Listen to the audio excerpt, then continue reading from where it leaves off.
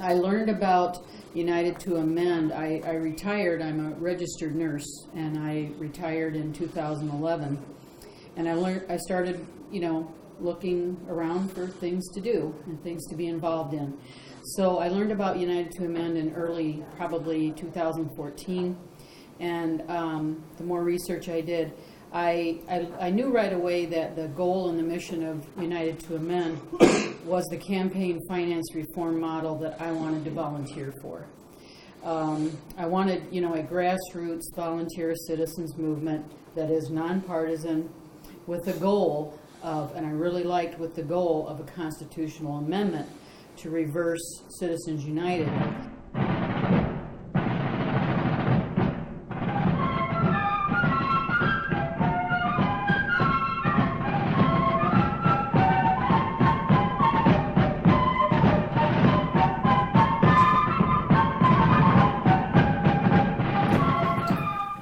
We are not the first to have arrived at the conclusion that big money in politics, especially big corporate money, can be a corrupting influence. Thomas Jefferson, back in 1816, said, look, corporations are already challenging the government to a trial of strength. Abraham Lincoln, in the middle of the Civil War, says, what do I think is the biggest problem facing the country? The corruption in high places of corporations. They're trying to prolong their reign by working upon the prejudices of the people until the wealth is aggregated in a few of their hands and the republic is destroyed. Abraham Lincoln said that. And then we get to Theodore Roosevelt. The State of the Union address in 1906 says, let's just prohibit, in effective fashion, all corporations from making contributions for any political purpose, directly or indirectly. Over the course of the next 20 to 30 years, every single state in the Union adopted some sort of campaign finance regulation. The U.S. Congress did likewise. Not a whisper was breathed during the entire 20th century that any of these restrictions on campaign financing could possibly be considered a violation of anybody's free speech. Until we get to the 21st century. 2010, January 21st, a date which shall live in infamy, the Supreme Court ruled in Citizens United versus Federal Election Commission that, yes, indeed, corporations and other artificial entities are the same as people, and since they're the same as people, they're entitled to human rights, and one of the human rights they have under the First Amendment is free speech, which means they can spend money as freely as they want because money counts the same as speech. And promptly the floodgates were opened and campaign finance spending just skyrocketed. John Paul Stevens saw at the time, he was in the minority, the for side of the 5-4 decision, said, this is a rejection of the common sense of the American people who have, over the course of the 20th century, recognized the need to prevent corporations from undermining self-government since the founding, and who fought against the distinctive corrupting potential of corporate electioneering since the days of Theodore Roosevelt. It's a strange time to repudiate that common sense. While American democracy is imperfect, few outside the majority of this court would have thought its flaws included a dearth of corporate money in politics. Pick a cause, whatever your cause is, and there's tons of them to choose from, and almost everybody has got a favorite cause. Pretty much every one of these causes, you name it, is doomed unless we can get campaign finance reform. Because the way it works now is anybody who has a monetary, pecuniary interest in one of these causes, they can make money off of it. They have much more influence over the public policy related to that cause than we as average citizens do. That's the root cause of the problem. These are all, whatever your cause is, if this is your number one cause, campaign finance reform should be your number two cause, because you're never going to get your number one cause until we can fix the broken campaign finance system components. This is the actual language which we propose to put in the Constitution.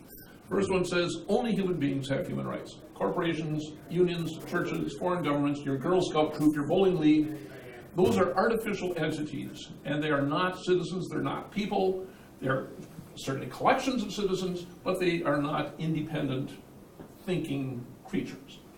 What they are in almost all cases, particularly in the case of corporations, is a giant megaphone for whoever's at the top of the totem pole, the top of the org chart. So the first part, only human beings should have human rights, including the concept of free speech. And speaking of free speech, is free spending the same as free speech? We say no, it shouldn't be. And not only do we say no, during the course of the 20th century, well, we'll get to that in a little bit as I go through a little timeline. So the questions that we have for citizens, given that that's we the people and men we're pushing for, is we ask the citizens, is that a good idea? Do you like the idea behind only human beings have human rights? Free spending is not free speech. And if you like that idea, should the state of Wisconsin petition Congress to enact it? Seems like a pretty straightforward question. So we ask the citizens, and I'm about to zip quickly through their responses. But before I do, I want to establish a little perspective on the issue. How big a turnout, how big a level of enthusiasm does it take to be considered a landslide? Well, if you look at presidential elections, these are widely considered the biggest landslides in presidential history. Franklin Roosevelt beat Elf Landon. Landon carried 2 states. He had 60.8% of the vote. That was in 36. In 1940, came back, beat Wendell Willkie, who carried only 10 states. Roosevelt had 54.7%. Lyndon Johnson, Barry Goldwater carried the Deep South plus his home state of Arizona. 61% of the vote went to Lyndon Johnson. Ronald Reagan, darling of the right, 58.8%. Notice there's only 20 years between, Mr. Conservative Barry Goldwater and the hero of the conservatives, Ronald Reagan. In 20 years, they turned it around. Walter Mondale carried Minnesota and the District of Columbia. Ronald Reagan took everything else with 58.8% of the vote. And George H.W. Bush kicked the snot out of Michael Dukakis, who carried only 10 states in the District of Columbia. These are widely considered to be the biggest landslides in presidential history. And I want you to look at the high water mark there, which is Lyndon Johnson at 61%. 61% is considered a landslide, an overwhelming landslide victory. We're now going to zip very quickly through a bunch of referendum results in the state of Wisconsin on the issue of should Wisconsin petition Congress to get rid of the Citizensunited decision. That decision came down in 2010. By 2011, we had organized in the city of Madison and Dane County, and those were the results of the referenda there. West Dallas, Westport. Oh, I should mention the orange ones here are, the green ones are citizen referenda. Citizens actually go to the polls, actual citizen votes. The orange ones are the governing board of whatever the municipality is. In this case, town of Westport and Dane County, the town board voted 5-0 to say, yeah, we support this. The entirety of Dunn County, County of Eau Claire, 2013. There's Douglas County, 21-0 on the county board. There's Greene County, which Jeanette is familiar with. Notice that that 61% mark, which is the high water mark for presidential election, we haven't had anything below that yet. Here more in 2013. This purple one is an annual meeting. Towns have direct democracy. The citizens get together once a year and say, elect their town officials and pass any other business that comes before them. In that particular case, we didn't have to ask for either a referendum or a town board resolution. The citizens themselves voted in favor of this at their annual meeting. It's 2013. On to 2014. City of Waukesha, sort of the heart of conservative Republican territory. 69% of the people in Waukesha thought that this was a good idea. Delavan, the hometown of our governor, 76% of the people there thought, yeah, seems reasonable to us. Warren spring elections, 2014. There's another case where it was a town meeting in the town of Viroqua that unanimously, all 28 citizens showed up and said, yes, absolutely, makes sense to us. A couple large cities here, Green Bay, Appleton, Fond du Lac, Neenah, Menasha, Wausau, Stoughton, Oregon. Nothing so far has been below that 61% line, most of them well above it.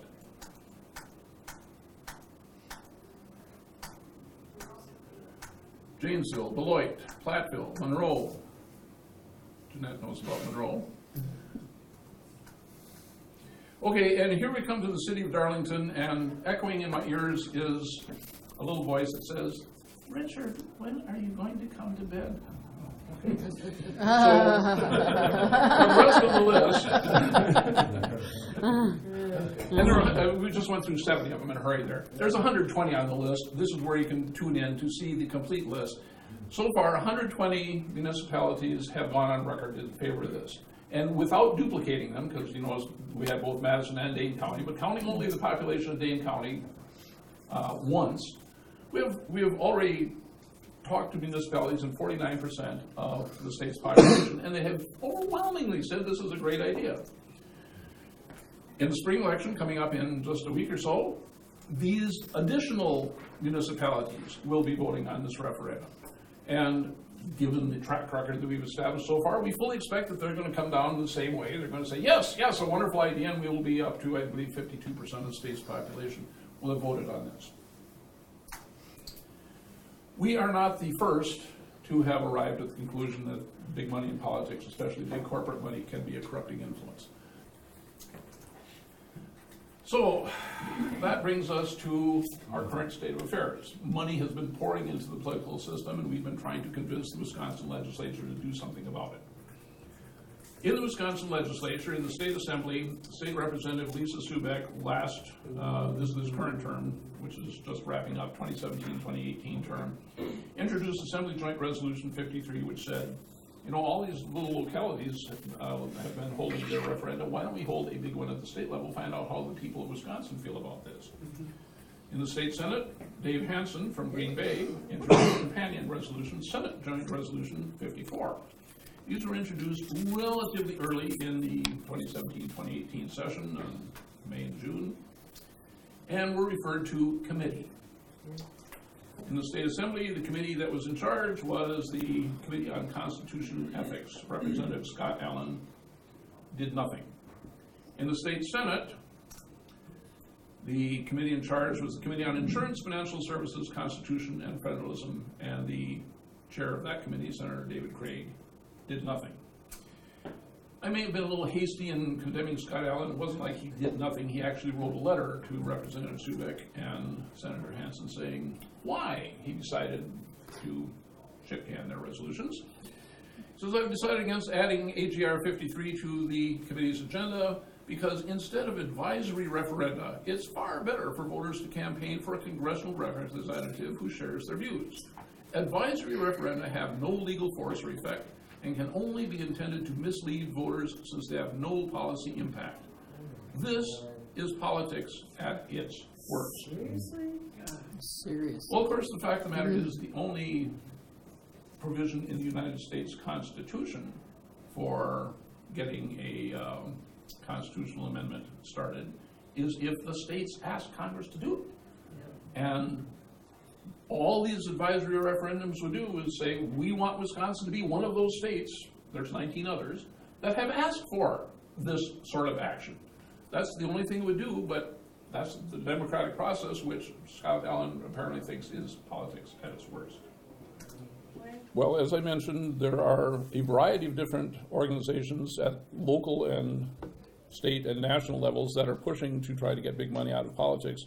At least one of them, possibly more, think that the way to do it is through a constitutional convention. Our organization has gone on record as opposing it because we think it's a dangerous idea.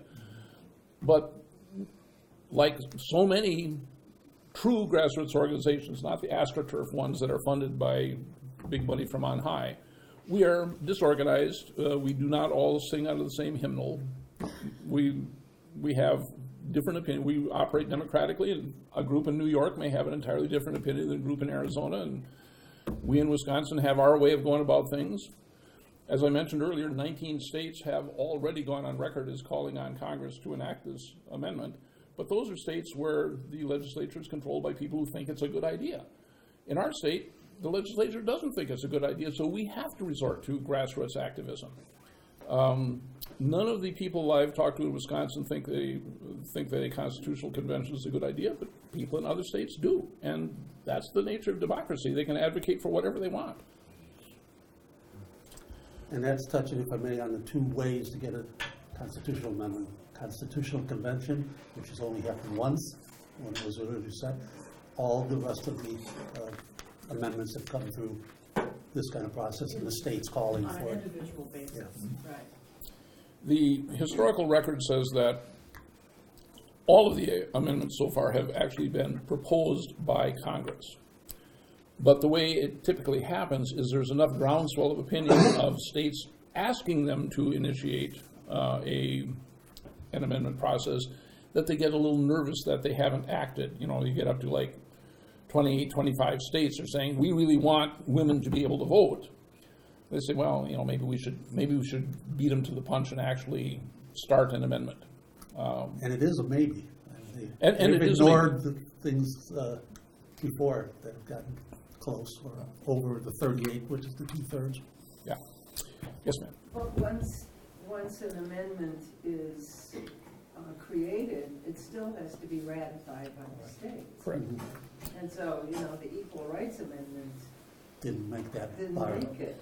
Yeah, for the first, I want to say about 20 some odd amendments, they just threw the amendment out there. Actually, there's still several amendments floating around from the colonial era, from the early days of independence, that were enacted by Congress, sent out to the states for ratification, never got ratified. Theoretically, they're still on the table and could be ratified. One of the most recent ones had actually been around since the time of the Bill of Rights. It was the one that says the Congress can't increase their compensation during their term of office. That thing languished on the table for nearly 200 years before finally somebody said, well, let's actually get this ratified by the states, and they did. So those did not have time limits. Certainly the Equal Rights Amendment said, do it in 7 years or it's off the table. And most of the ones since, I want to say about the mid-50s or 1960s, that have been proposed by Congress did have a 7-year time limit. It says if you can't get enough of the states to ratify it in 7 years, it dies. And this one that we just showed you would probably be treated the same way, because Congress hates having these things just sort of hanging over their heads. So on the constitutional amendment to do the balanced budget, which is what you're talking about, if the states pass like a resolution or whatever to tell Congress to do that, can they undo that resolution if you get Democrats in office or something? I was attending. Anyway, right? I was attending a seminar put on by the American Constitution Society, which dealt with the very subject of the Constitutional Convention earlier this year. And the expert opinion of all the people on the panel is pretty much any question you have about a constitutional convention can be answered by nobody knows. Because there's like half of a sentence in Article 5 of the U.S. Constitution that talks about it. There's no precedent for doing this under the current Constitution. The only previous constitutional convention we had was held under the Articles of Confederation. And that document said, well, sure, you can amend the Articles of Confederation, you just need the unanimous consent of all 13 states to do it. So they got the Constitutional Convention together and they said, 13 states, that seems like a lot, let's just get by with 9. So they came up with not just an amendment to the Articles of Confederation, they said, we're going to throw it out and just, here's a whole new Constitution. If 9 states ratify it, it takes effect. Well, you know, there's nothing to stop another constitutional convention from doing the exact same thing. Yeah. And so, yeah, it's a crapshoot, and there's no precedent. Nobody knows, does each state have an equal vote? If Wisconsin chooses to send 5,000 delegates to the Constitutional Convention, do we get 5,000 votes, and Delaware may get 2? Nobody knows. There's no precedent for this, and so it's just scarier than hell. But we're not here to talk about a constitutional convention. We're here to talk about local organizing. So, which one of you guys wants to go first? Dan, take it away. Dan Powers. Before I turn it over to Dan, the list of successes that we've had across the state of Wisconsin, I said there's 120 of them. The last 19, was it? 15. Last 15, we're in Door County. Well, 15 of the 16 last ones are. The last 15 were in Door County, largely due to the work of Dan Powers. And, thank you. And the friend who hoodwinked me into this, Jim Black, who's from Sister Bay. I live in Sturgeon Bay. Door County is about 28,000 people. That's not counting tourists. So that's the winter number. It's made up of 19 municipalities, and then the 20th municipality is the county itself. One city, Sturgeon Bay, 9,000 people, 4 villages, 14 towns. When Jim, who's not here, and I started this up, we had a debate of how to go about it, because when we touched base with Wisconsin United to amend the majority had gone through referendum. And the majority of them at that point were petitioned referendum. When Jim and I talked about it, and we're going to have just different ways that we took this up, a couple of things. One, we saw referendum often being adversarial. Citizens are PO'd without a lot of dialogue with the town boards, villages boards. They take up the petition and walk in and say, here, do this. And by law, a town or a village or a city, if there's the petitions are all legitimate, et cetera, and verified, they have to put it on. A county does not have to do that. A county is not susceptible to petition. Anyhow, as Jim and I talked this through, and we had different opinions about it, we came to the decision that we were going to go for resolutions. And we were doing it for a practical reason. We've got towns that take up a fair amount of square miles that might have 400, 500, 800 people in it. Well, to go out and try to educate all of them, it's a lot of time. And I'm way too lazy to do that. So we came up with a strategy, created a 2-year plan just so we could tell people where we're heading, which was we were going to go and ask for resolutions, letting each town board know you can do a referendum if you want to, but we're asking for a resolution to lead up to going to the county and asking for a referendum so all of Door County can vote. So I'll come back to that in a bit. So I started in Sturgeon Bay. I'm not proud to say when I started in the town city with 7 aldermen, I had no idea who my alderman was. I just didn't. So that's where I started. The second person I went to see was our assembly representative, Joel Kitchens. And we knew each other peripherally, small area. He was a school board president, and I was in a neighboring district up there.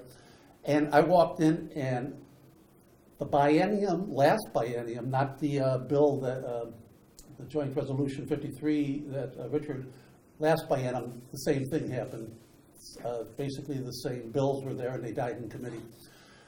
And I sat down with Joel over coffee and said, I'm thinking of looking into this.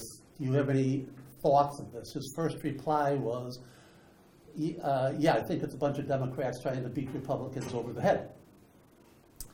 And at that point, I showed him the list of towns and referendum that had already been passed. And I want to say at that point, this was about 2 years ago, there were 108 of them. And as he went down and hit places that were not Dean County and Madison, he goes, oh, but that's interesting. Blah, blah, blah. And I showed him a list of Democrats that had signed on. I said, do you know any of these people you could at least go and talk to? He said, yeah. And actually, Joel's a fairly moderate guy. When I pushed him a little bit, he said, if it ever came up for a vote in the assembly, I'd probably vote for it. Yeah. So that's the way we walked away 2 years ago. We started going to town boards. The first several, having, again, Door County isn't that large of an area. I used to live on the north end, so I knew people, or I knew somebody who was on a town board. So my first strategy was going to those people. Let me back up 1 second. I started in Sturgeon Bay, and being 7 aldermen who were at each other's throats over different issues. A motel being built was the key thing, and still a fight between them.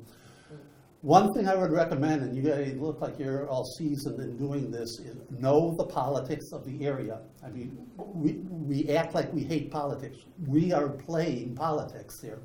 If you screw up the politics, it doesn't happen.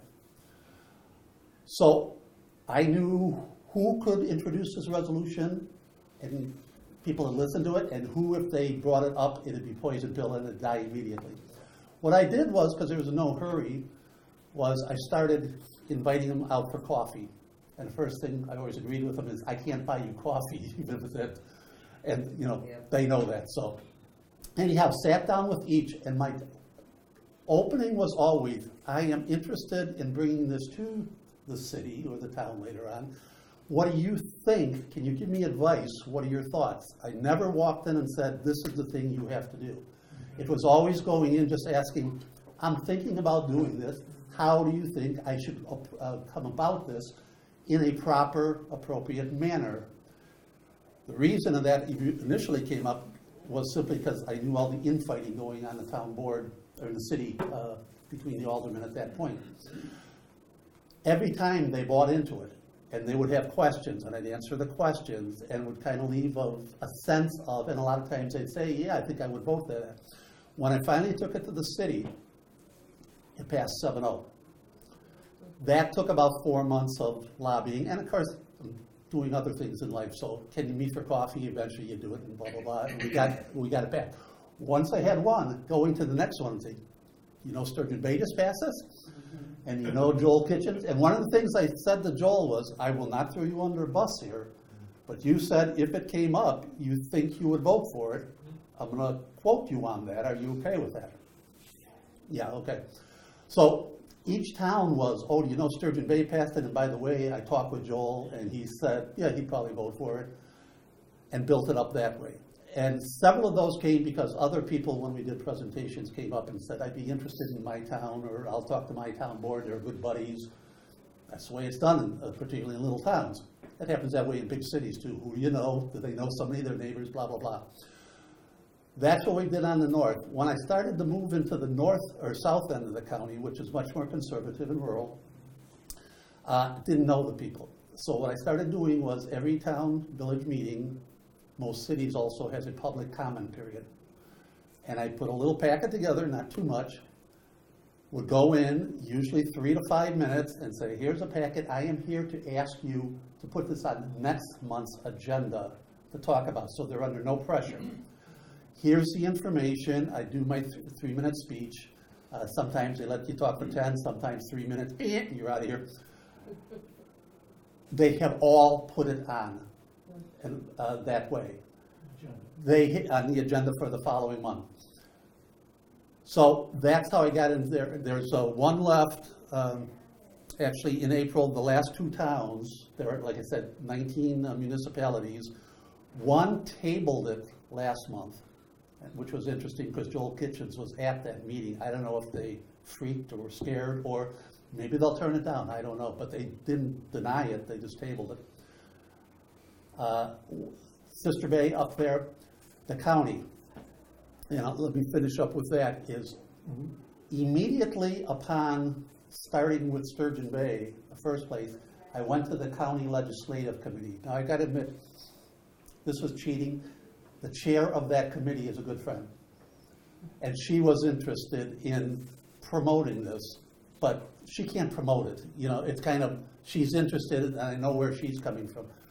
She got me on the agenda for theirs. So I went to the legislative committee at least 5 times over the last 2 years. It wasn't until the second to the last time where I actually asked them, will you put this on to the full county board? It's going to be a close vote. It's not going to be 21-0, like a lot of these are. It's a split place. They went for Clinton and Obama and Trump. They went for Tammy Baldwin and now, what's his name? Yeah, so it's a very split district in that sense. Parts of it are more liberal and blah, blah, blah. But we want as many as possible. So I guess my point is this. One, we always stressed nonpartisanship because of the nature of this. And Citizensunited men met last spring, hashed it out, and decided we're going to do this in a nonpartisan fashion. If you take it in, and the Republican or conservatives are going to want to see you as a Democrat. I've had offers from our local Democratic Party. Do you want us to come to the county meeting and organize, people came in? I said, hell no. If certain faces show up, this thing will lose. If individuals want to come, because they have this, by all means, but do not, bring so-and-so and so-and-so. If you do, you screwed me. It's not going to pass. So keeping it and always honoring that when you say it. I framed it personally as a problem solution, as Russell did. Here's the problem. Here's the solution we're proposing. And a key was, and here is why local governments should get involved. The biggest pushback I got was, this isn't a town board matter.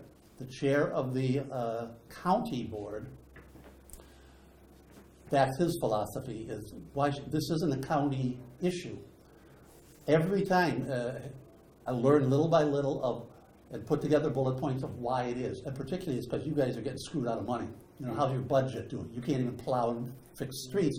Where is that money going? I took one issue that the county was really PO'd about that had to do with lakeshore zoning.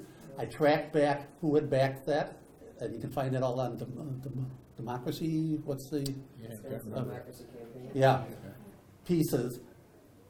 Real estate group went back a little further, the money, where did it go, the majority, and it was all legal. I always stress everything that's happening is legal. I'm not there to cast aspersion and saying negative things. I tend not to try not to do that.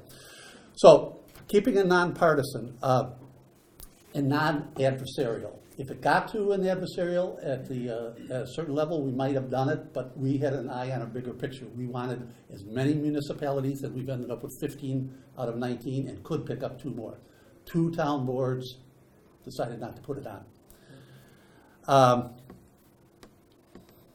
So we were going through this accumulation of resolutions, and that was basically the process. Bottom line is, got these 2, a village and a town with it on the agenda, and although the county board chair took it off the agenda, wouldn't allow it on the agenda for February, kept our cool and came back, and he has now promised his legislative committee that it'll be on the April agenda. He also happens to be the chairperson of Sister Bay, which is why they're the last ones we're going back to. And I presented that in open session a week or so ago. I think he'll put it on. He waved at me with a smile as a left, so I'm taking that as a good sign. But that's going to be close. But the bottom line, we went with building resolutions, keeping it non-adversarial, keeping it nonpartisan, and built it up. And every time you go to a town board, 14 others have done this, but here's why you guys should do it. That's where we came from. So Dan, when you approach these people, what do you hand them the sheet of paper and say, this is what I would like you to pass? I give them a draft of the resolution so that the resolutions have been the same all the way through with the key bullet points on here. I took there's always these whereas clauses. I took most of them from what other groups in Wisconsin have done, but I also restructured them, 1, to make less of them, and 2, to hit the fundamental points that I wanted to hit, which was, this is hurting you at the local government level. That's been my key argument that allows me to keep this nonpartisan. And if they bring up, isn't this partisan or money? Well, as Russell said, Wisconsin to Men is very loosely affiliated, a bunch of radical, wrong word, bunch of us running around doing our own thing. I forgot to, I'll leave it at that. That was a key piece. So you gave oh yeah, what was in it? A packet to get Right. on the agenda, and then once you were on the agenda, what was that like? I went back through the packet. I lost my train of thought there. In the packet I had a letter which virtually stayed the same for all of them, so that, like I'm doing now, rambling and going on too long, I could stay and focused, and took them through the background, all the communities that have passed this, and gave them the number piece. Another piece was a summary of, here's the problem, here's the solution, down to a paragraph each. I gave them a copy of all the places that have done it, and a sheet that had why local governments should pass at 5 bullet points, so that based on that, they can make a decision. I have found as I've gone on that I made a mistake at one point where I went in and I think my tone was more, you should do this because 14 others have. And that was one that didn't put it on. And I realized my mistake is it can't be that. It's got to be, here's the reason for doing it, and the reason is it's affecting you at the local level. You can sit, and sometimes people wanted to get into the whole constitutional thing or the huge big picture and blah, blah, blah, and if they want to, that's fine, we'll discuss that. But those are the people, I've got tremendous respect for all of these folks that I never knew, and all these little town boards and out of the way places, all the work they do. They're the ones where the rubber meets the road. They're the bottom of the food chain that lose the money, and then they can't keep the roads plowed. or the shoreline zoning changes on them because Madison said so. That resonates with them. Yeah, because they're the ones that get the grief from their constituents. Right. And they see, we want to fix that, and we can't. Sturgeon Bay has, if they follow the current plan and their current budget, it'd take them like 107 years to redo the streets that need to be done every 30 years. God, that's longer than it takes to get Packard season tickets. Yeah, really. Depending on who you know, obviously, it could take longer. Okay, So, I want to make sure yeah. that Jeanette has a chance to talk about the resolution process. Referendum process. I'm gonna stand up because I've been sitting too long anyway, okay. And I have note cards, otherwise I'll tend to ramble on, and I could probably talk for a couple, 2-3 hours, so. Anyway, so Jeanette Kelty, as Richard said, so I'm the co-chair of Greene County United to Amend, and I know Richard showed you where we are, you know, way down in the state there. We are a rural county. So regarding our grassroots work in Greene County, the thing that I want to say about, we held many open educational forums for the community, like we had at the Monroe Public Library, prior to really getting started into going to the, you know, different municipalities and so forth, because you really do have to find and recruit other activists that are like-minded to join your group, okay? So I realized I couldn't do all this by myself. You know, Dan is wonderful and probably can do that, but. Not the wonderful, and I would say that's a potential, not mistake, but a choice you make of how much control do you want to have so you can get things done versus the Well, bigger group. Eventually, you need a big group. But So there's a downside to what I did. yeah, so I felt that in order to, for us to expand out through the county and to make sure, because, and I had in my vision was that rather than resolution situation only, I felt that the referendum was the way to go through, you know, as far through the county as we could, right on up to, you know, the county board. So anyway, so we held these educational forums several times. I advertised, you know, in the newspaper, put it on like as a press release. We posted bulletins wherever we could. And through those efforts, we became a core group of only about 5 to 6 of us at a given, you know, sometimes we were only 4, but, you know, so there was 4 to 6 of us, folks that we met monthly then, once we got this kind of core group, you know, all like-minded, and this is what we were going to do. So we met monthly to plan and strategize. So our plan was to start at the municipality levels to attain the local villages, townships, cities at the city level to place the We the People Amendment referendum on their municipality ballots. We have Monroe, which most of you know is the county seat of Greene County, and that's a population of about 10,000.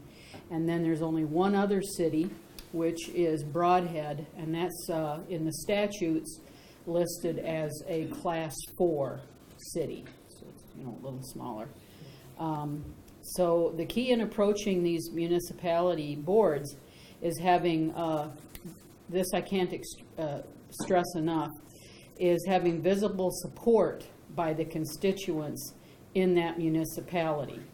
So you've got, you know, you've got to be able to have people that are directly in that village, township, whatever, you know, willing to come to the board meetings with you or show up at the board meetings, you know, in order to show the board that, okay, there's people in our municipality that support this, that want this.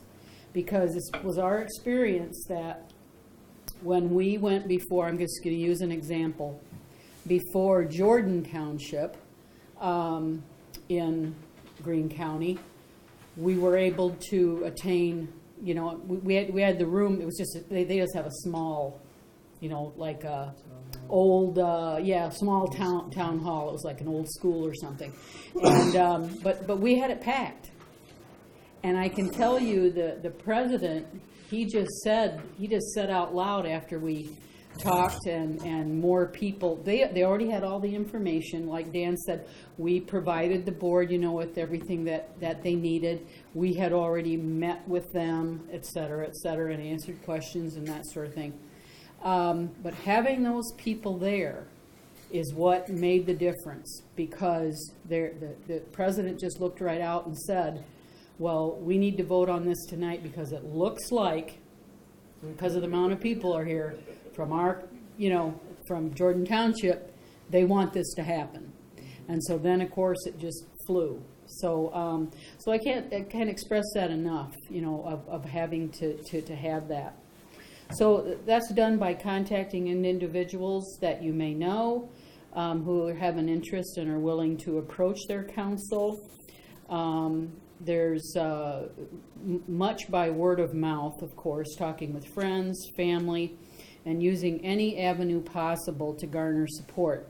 Local groups like the Optimists, Homemakers, I spoke to the Women's Club, just anybody who would let me speak, about this. And so any group that's, open to learning about our nonpartisan activism. That was really an important piece to constantly bring home, because, I found in Greene County, there was a lot of blowback because of it being political, and that, we don't want to deal with anything political, and okay, so then which party do you represent, and those kinds of things. So there's had to be a lot of education on that.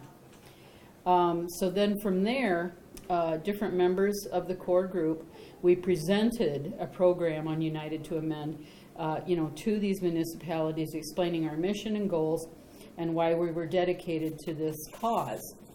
And that involves a presentation, like I said, of information of how representative democracy has been disappearing over the decades, and what is needed for the We the People Amendment to pass, and why the people are the true legislators of our democratic republic, and not the other way around.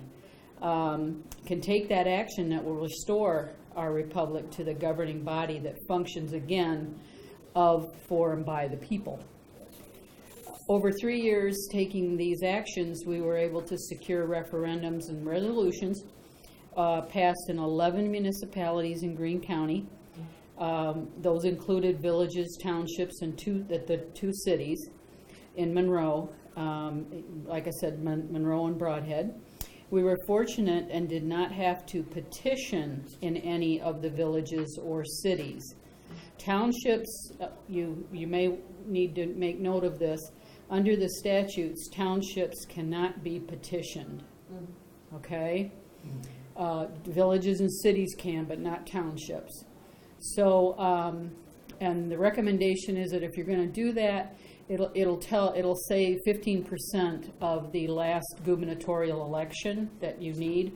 So you'll want to do like 20% or whatever, because some of those names are going to get tossed off. So anyway, but we decided that we were going to not do that unless we had to. You can do it either way you want to do it. If you want to do the petitioning first and bring it, that's your option to do so. We just didn't do that. We were going to petition if we had to. And we didn't have to, because the couple of townships that turned us down, they were townships, so we couldn't petition them anyway. And part of their part of the issue with the boards were things like you were talking about, Dan. We only have a certain amount of money to, we can't fix our streets, we can't take care of things, we can't do this and we can't do that. So it was difficult, I think, for them to, to think about spending money on something like this. We also ran into corporate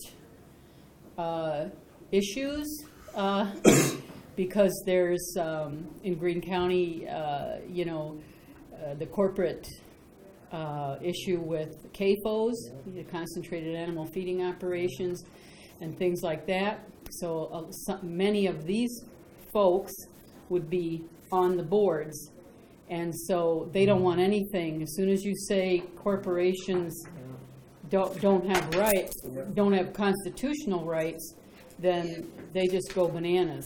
So you really have to be sensitive to that. So as I said, so Greene County as it is rural, many of the councils were not equipped. This is another thing. Many of the councils rurally, like in our county, the board, the little clerk, that poor person that was doing that job, when you said about doing a referendum, their eyes got like as big as saucers, because they're not used to doing referendums in these little communities. So they don't even know how to run a referendum, and things like that. So the clerk is just like, and I tried to approach that with our county clerk to see about, can't you get these clerks educated in some fashion, either online, make a little thing, do a little thing that helps to educate them on what they need to do. And he said absolutely not, because he wasn't going to waste his time with such thing. So anyway, yeah, had a lot of trouble with our county clerk. So watch out, because, yeah, all these county clerks are not gung-ho with what we're doing here. They don't, our clerk didn't like any extra work. He didn't want any of that kind of stuff. So Frequently partisan. and he leans more to the right. Yeah. So and he's done it for many years. He's in his late 60s. He should be retired, but he isn't, because nobody else wants the job. He runs unopposed. I work with another group in Greene County. We call it the Greene County Roundtable, that we work at trying to find people, to run for boards in their municipalities, as well as other the county board and so forth. And so it would be nice to be able to find somebody who could run against Mike, and if he's not going to retire, because he needs to retire. Why don't you do that? I think he's burnt out, and I think that he needs to go. I don't know. My education background, is not in government. I want to make sure that we do get a chance to talk about Okay. the accountability thing here. Can you sort Okay, of wrap stuff up? I will wrap it up. So yeah, that's why I'm not. So once the board approves the referendum, now that comes, the other next big part is the education of the constituency. So then you have, this is where you need your core group. You've got to get, signs out. You've got to have letter to the editors written. You have to have press releases out. You're once again going back to your clubs and your group presentations. You're going door to door with literature. So there's still a lot of work to be done. So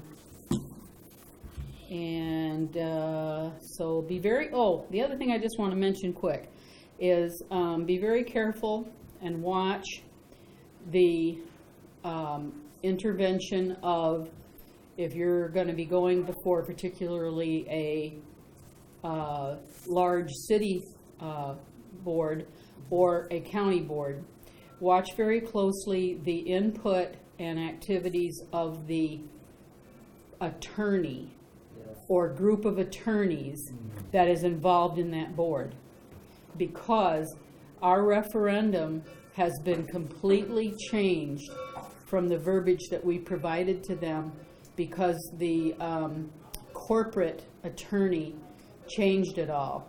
and he put a blurb in there about, directly from, SCOTUS's, explanation on their website. So I'm just saying, just be very conscious of that and work with that. Okay? Can I ask a quick question? Okay, so let's talk about accountability. Every one of these resolutions and referenda that's been passed contain as its last paragraph something that says the municipal clerk will pass the results of this action on to our state legislators and ask them to act upon it. So City of Monroe says to their state assembly person, state senator, citizens of Monroe like this idea, you should do something about it.